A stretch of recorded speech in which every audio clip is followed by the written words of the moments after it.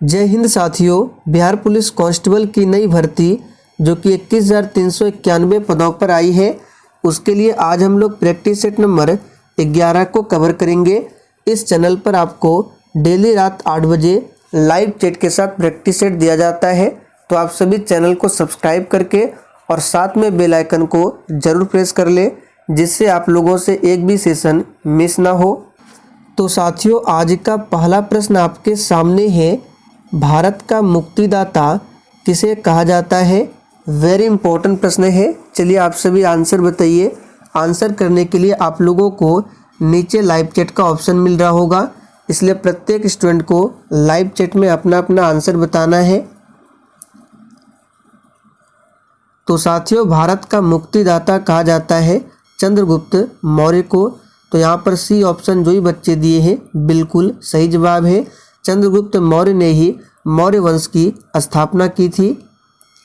चलिए आगे देखिए, किसके दरबार की शोभा अष्टदिग्गज बढ़ाते थे। बिल्कुल टॉप लेवल का प्रश्न है। चलिए आंसर बताएंगे।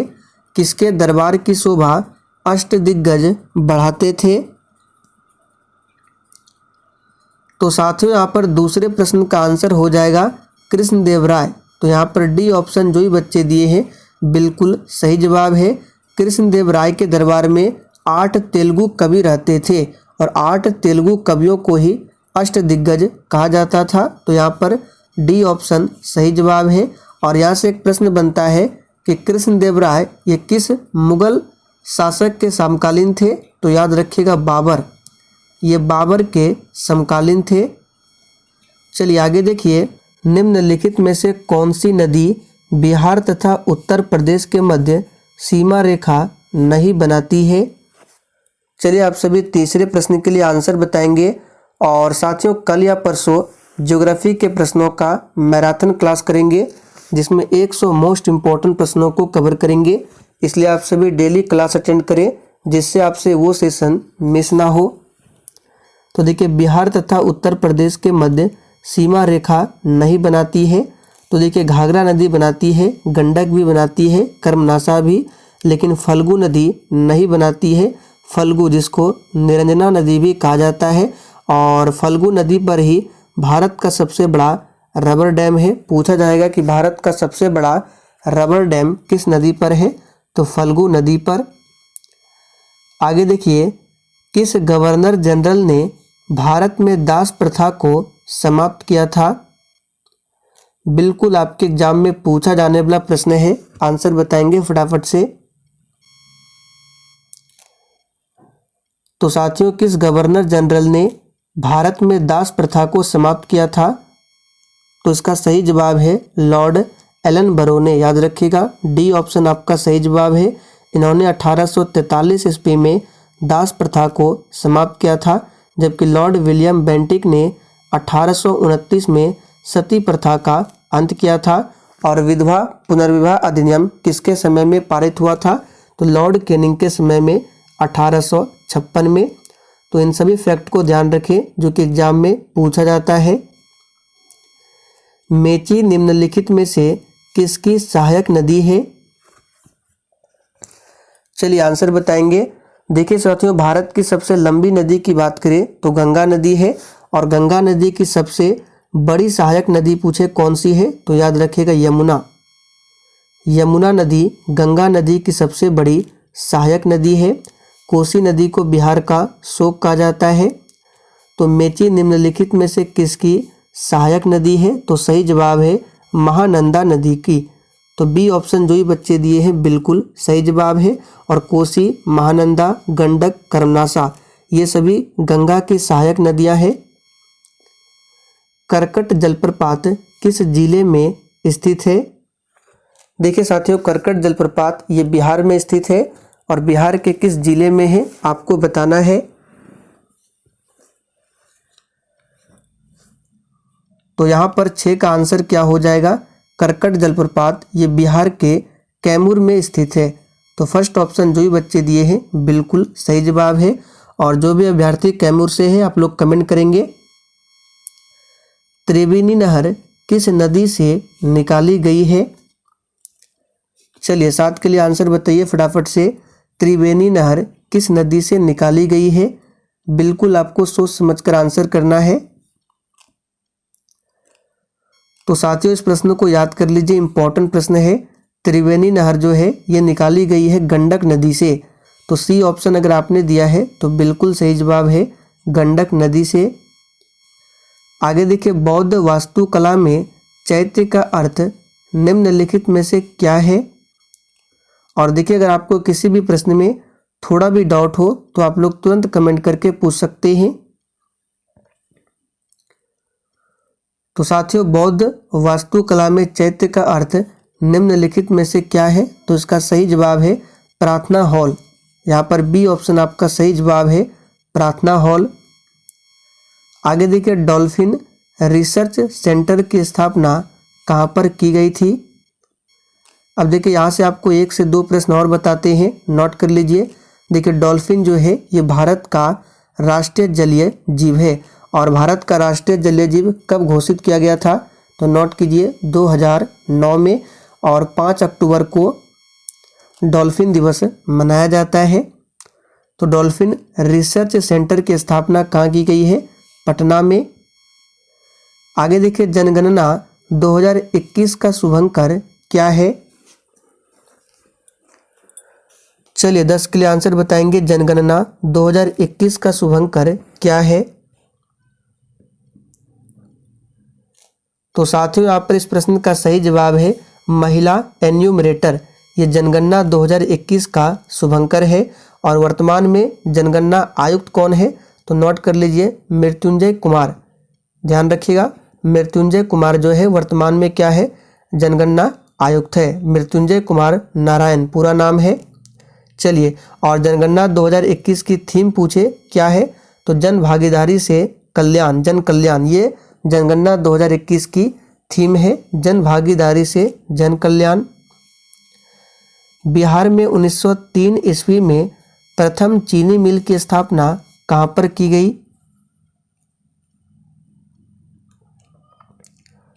चलिए आंसर कीजिए फटाफट से। और आपके जितने भी प्रश्न सही हो रहे हैं आपको कॉपी में लिख कर रखना है।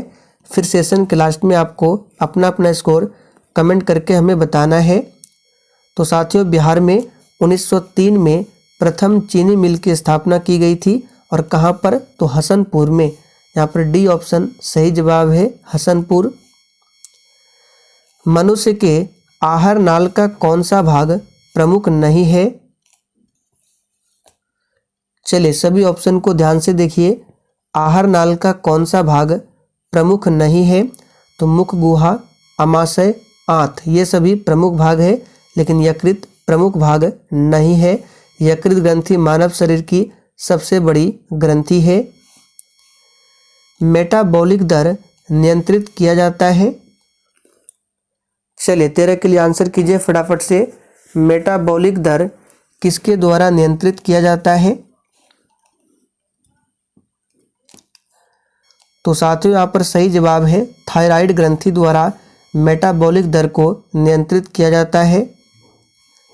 आगे देखिए, सेक्रेटिन हार्मोन स्रावित करता है। चलिए आंसर बताएंगे फटाफट से। सेक्रेटिन हार्मोन जो है किसके द्वारा स्रावित होता है? तो ध्यान दीजिए, सेक्रेटिन हार्मोन जो है छोटी आंत के द्वारा स्रावित होता है, छोटी आंत के द्वारा। और यहाँ पे देखिए छोटी आंत नहीं दिया हुआ है, तो आंसर होगा यहाँ पे ग्रहणी द्वार। यहाँ पे बी ऑप्शन सही जवाब है, ग्रहणी द्वारा। ये छोटी आंत का ही एक भाग है ग्रहणी। तो ध्यान रखना है, छोटी आंत या फिर ग्रहणी, ऑप्शन में जो मिले आपको वो आंसर बताना है। मानव मस्तिष्क में स्मरण क्षमता कहाँ होती है? चलिए 15 के लिए आंसर कीजिए। मानव मस्तिष्क में स्मरण क्षमता कहाँ पर होती है?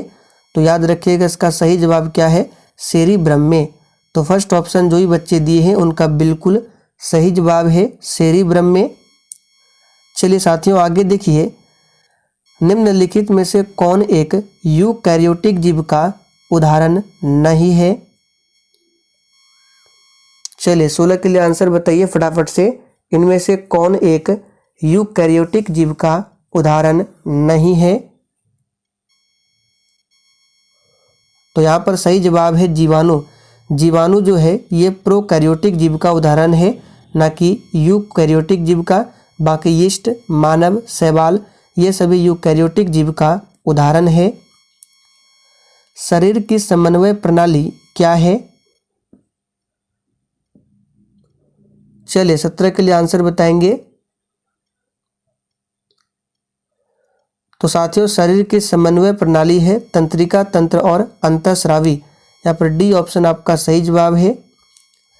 आगे देखिए, तेज धावकों की मांसपेशियों में निम्नलिखित में से किसके संचयन से ऐंठन आ जाती है?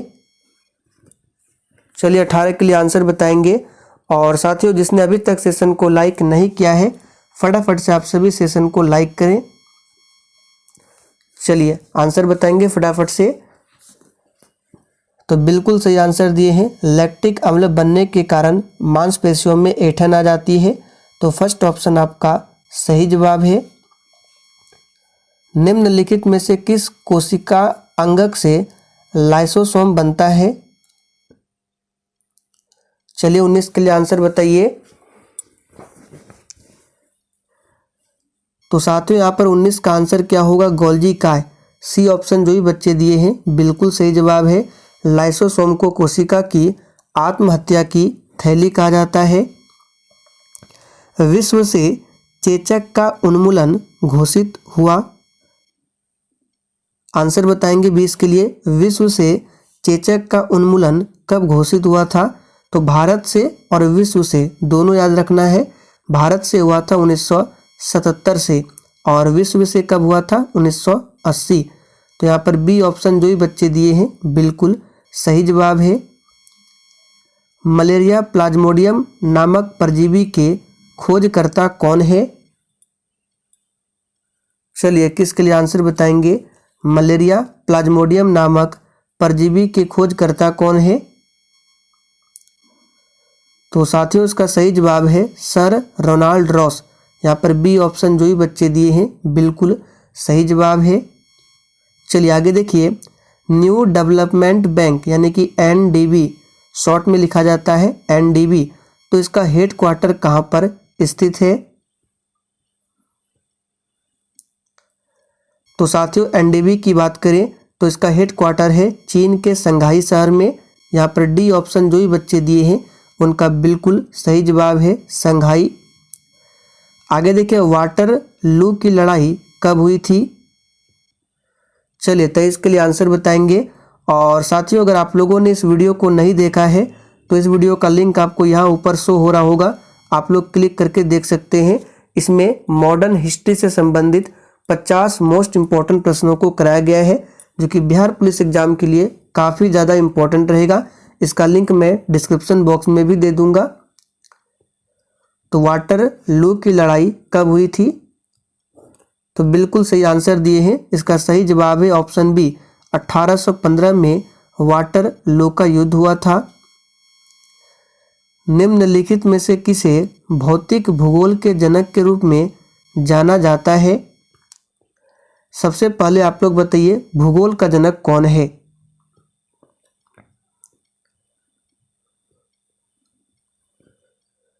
तो साथियों भूगोल का जनक पूछे तो इरेटोस्थनीज हो जाएगा, लेकिन भौतिक भूगोल का जनक पूछे तो ये कौन हो जाएगा? यहाँ पे देखिए पॉलीडोनियम। बी ऑप्शन सही जवाब है पॉलीडोनियम, ये भौतिक भूगोल के जनक है। टीबी हारेगा देश जीतेगा अभियान के अंतर्गत भारत को किस वर्ष तक तपेदिक से मुक्त करने का लक्ष्य है? तपेदिक यानी कि टीबी, ट्यूबरक्लोसिस। तो ये प्रश्न भी काफ़ी ज़्यादा इम्पोर्टेंट रहेगा एग्जाम के लिए। इसका सही जवाब है 2025 तक। संयुक्त राष्ट्र चार्टर कहाँ पर तैयार हुआ था? देखिए संयुक्त राष्ट्र संघ की स्थापना कब होती है? 24 अक्टूबर 1945 को, और इसीलिए प्रत्येक वर्ष 24 अक्टूबर को संयुक्त राष्ट्र दिवस मनाया जाता है। तो यहाँ पर आंसर बताएंगे फटाफट से। तो इसका सही जवाब है सैन फ्रांसिस्को में तैयार किया गया था संयुक्त राष्ट्र का चार्टर। लेटर ऑन इंग्लिश किसकी रचना है? चलिए आंसर कीजिए 27 के लिए। लेटर ऑन इंग्लिश ये किसकी रचना है? तो साथियों याद कर लीजिए ये वॉल्टेयर की रचना है। यहाँ पर बी ऑप्शन सही जवाब है। आगे देखिए, निम्नलिखित में शिमला सम्मेलन कब हुआ था? देखिए, एक है शिमला समझौता जो कि 1972 में हुआ था, लेकिन यहाँ पर बताना है शिमला सम्मेलन। तो साथियों शिमला सम्मेलन हुआ था कब? तो 1945 में। यहाँ पर सी ऑप्शन आपका सही जवाब है। महाभाष्य किसकी रचना है? चलिए फटाफट से आंसर बताइए, महाभाष्य किसकी रचना है? तो साथियों महाभाष्य की बात करें, ये पतंजलि की रचना है। पतंजलि कौन थे? तो पुष्यमित्र शुंग के पुरोहित थे पतंजलि। और योग दर्शन का प्रवर्तक पूछा जाए कौन है? तो पतंजलि है। आसवान बांध किस नदी पर स्थित है? वेरी इंपॉर्टेंट प्रश्न है ये प्रश्न। बिहार पुलिस, बिहार दरोगा, इन सभी एग्जाम्स में पूछा गया है। तो आसवान बांध जो है बहुत ही सिंपल है, ये नील नदी पर है। नील नदी विश्व की सबसे लंबी नदी है। निम्नलिखित में से कौन सा सही नहीं है? यहाँ पे देखिए घास क्षेत्र है और महादेश के नाम दिए गए हैं। तो प्रेरीज की बात करें, उत्तरी अमेरिका बिल्कुल सही है। पंपाज दक्षिण अमेरिका, स्टेपी यूरेशिया ये भी सही है। वेल्ड दिया गया ऑस्ट्रेलिया जो कि गलत है। वेल्ड होगा अफ्रीका ना कि ऑस्ट्रेलिया। तो ध्यान रखेंगे ऑस्ट्रेलिया में क्या है? तो डाउन्स है। डाउन्स घास का मैदान ऑस्ट्रेलिया में है और वेल्ड घास का मैदान कहाँ पर है? अफ्रीका में। मनुष्य में प्रमुख लार ग्रंथियां कितनी जोड़ी पाई जाती है? चलिए 32 के लिए आंसर कीजिए फटाफट से। तो साथियों मनुष्य में प्रमुख लार ग्रंथियां पाई जाती है 3 जोड़ी।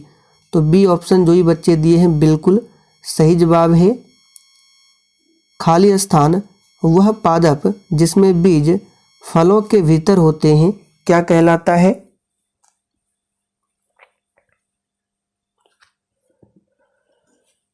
तो साथियों वह पादप क्या है जिसमें बीज फलों के भीतर होते हैं? उसको बोला जाता है एंजियोस्पर्म। और जिम्नोस्पर्म में क्या होता है?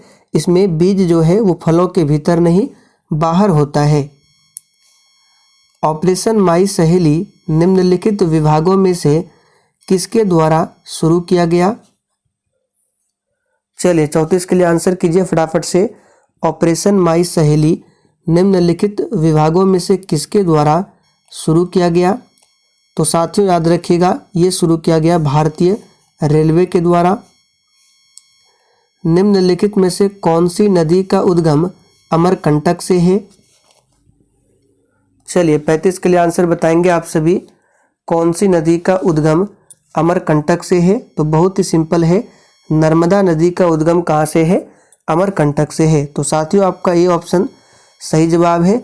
और इसी नर्मदा नदी पर है धुआंधार जलप्रपात। और इसी नर्मदा नदी पर है क्या? तो सरदार सरोवर बांध गुजरात में। पौधे में जाइलम का कार्य क्या है? चलिए 36 के लिए आंसर बताइए। पौधे में जाइलम का कार्य क्या है? तो साथियों यहाँ पर 36 का आंसर क्या हो जाएगा?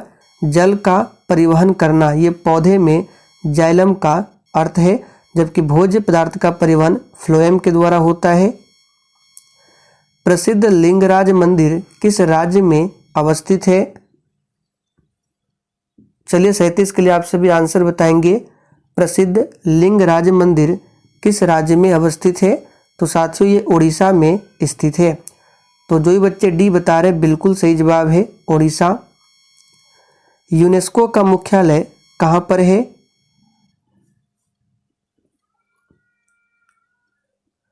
तो साथियों यूनेस्को और यूनिसेफ दोनों को ध्यान रखना है, इसमें आपको कंफ्यूज नहीं होना है। बहुत बच्चे कंफ्यूज होते हैं। यूनिसेफ का हेडक्वार्टर न्यूयॉर्क में है, जबकि यूनेस्को का पूछे तो फ्रांस की राजधानी पेरिस में। भारतीय राष्ट्रीय कांग्रेस का प्रथम अधिवेशन कहाँ पर हुआ था? देखिए साथियों भारतीय राष्ट्रीय कांग्रेस की स्थापना होती है 28 दिसंबर 1885 को और इसका प्रथम अधिवेशन हुआ था बम्बई में। और कब, तो 1885 में। अध्यक्ष कौन बने थे, तो WC बनर्जी, यानी कि व्योमेश चंद्र बनर्जी।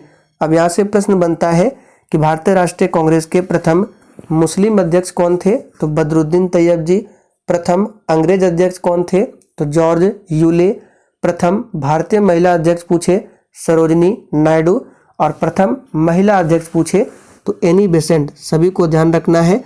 और ये जो सूरत अधिवेशन हुआ था 1907 में, कांग्रेस का जो सूरत अधिवेशन होता है 1907 में, इसी में कांग्रेस 2 दलों में विभाजित हुआ था, गर्म दल और नरम दल में।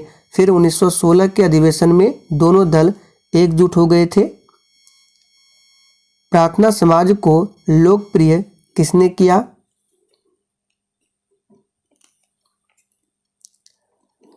तो साथियों बहुत ही सिंपल है। प्रार्थना समाज को लोकप्रिय किसने किया, तो इसका सही जवाब है ऑप्शन ए। यहाँ पे ऑप्शन के अकॉर्डिंग आंसर बताना है। इसका आंसर क्या होगा, महादेव गोविंद रानडे। इसकी स्थापना 1867 में आत्माराम पांडुरंग और महादेव गोविंद रानडे के सहयोग से हुआ था। तो ऑप्शन में यहाँ पे महादेव गोविंद रानडे दिया हुआ है। और राजा राम मोहन राय की बात करें, इन्होंने 1815 में आत्मीय सभा की स्थापना की, 1828 में ब्रह्म समाज की स्थापना की। और इसको राजा की उपाधि किसने दिया, तो अकबर द्वितीय ने। दयानंद सरस्वती ने ही वेदों की ओर लौटो का नारा दिया था और इन्होंने ही 1875 में आर्य समाज की स्थापना की। और एक पुस्तक है सत्यार्थ प्रकाश, ये किसकी पुस्तक है, तो दयानंद सरस्वती की। चलिए आगे देखिए, निम्न में से कौन सा ऊर्जा का मात्रक नहीं है, ये आखिरी प्रश्न है और इसका आंसर आपको नीचे कमेंट करके बताना है, प्रश्न संख्या 41 लिखकर। तो साथियों आज के लिए इतना ही। अगर आपको सेशन थोड़ा भी पसंद आया हो तो आप सभी सेशन को लाइक करके और अधिक से अधिक सेशन को अपने सभी मित्रों के साथ जरूर शेयर करें।